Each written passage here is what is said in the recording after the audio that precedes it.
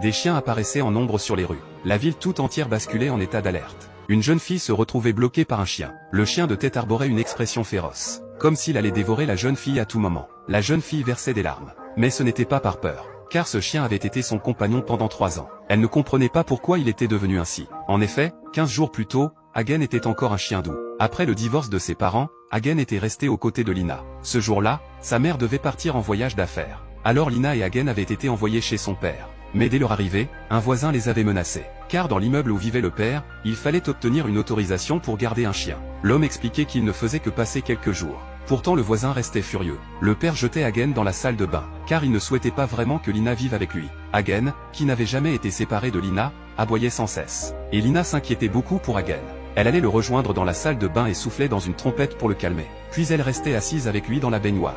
Mais le jour suivant, le service des animaux est venu, parce qu'il a été signalé par un voisin. L'homme indique qu'il faut s'inscrire et payer des frais pour avoir un chien. Mais le père refusait de payer. L'agent lui ordonnait alors d'enlever Hagen avant la fin de la journée. Rena, craignant que Hagen ne soit pris, l'emmène à l'école avec lui. Elle cachait Hagen dans l'entrepôt du campus. Mais à sa grande surprise, pendant le cours, Hagen sortait brusquement, ce qui provoquait une vive colère chez le professeur. Le professeur chassait Lina et Hagen hors de la classe. Et Hagen ne réalisait même pas qu'il venait de faire des bêtises. À cet instant, le père, informé de l'incident, accourait sur place. Il réprimandait Lina sans discontinuer.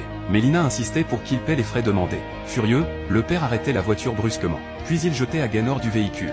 Lina tentait de l'arrêter, mais il l'entraînait dans la voiture avec lui.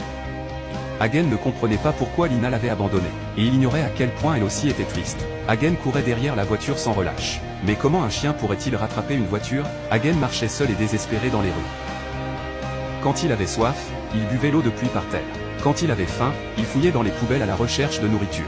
Peu à peu, il devenait un chien errant. Il regardait avec envie les autres chiens accompagnés de leur maître. À cet instant, il pensait intensément à Lina. Il se dirigeait vers le marché aux légumes, où plusieurs chiens cherchaient de la nourriture dans les ordures. Leurs aboiements attiraient l'attention du vendeur.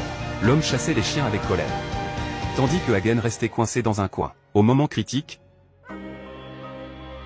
un autre chien surgissait.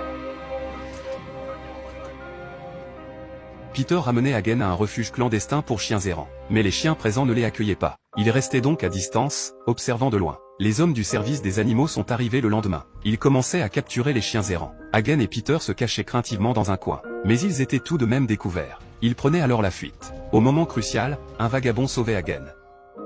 Il échappait ainsi à la capture. Mais à sa grande surprise, l'homme sans abri n'était pas un homme bon. Il vendait Hagen à un trafiquant de chiens. Pendant ce temps, Lina cherchait anxieusement Hagen. Elle collait des affiches partout dans les rues, sans savoir que Hagen avait déjà été vendu. Le trafiquant amenait un acheteur. L'homme semblait très intéressé par Hagen. Et cela marquait le début d'un véritable cauchemar pour Hagen. L'homme ramenait Hagen chez lui. Il suspendait de la viande afin de stimuler sa nature sauvage. Il obligeait Hagen à courir sans cesse sur un tapis roulant, et le punissait même régulièrement. Il clouait de la viande sur une planche en bois, pour entraîner sa force de morsure, allant jusqu'à simuler un combat pour prendre sa nourriture. Petit à petit, l'instinct animalier de Hagen était complètement réveillé, et l'objectif secret de cet homme était un combat de chiens.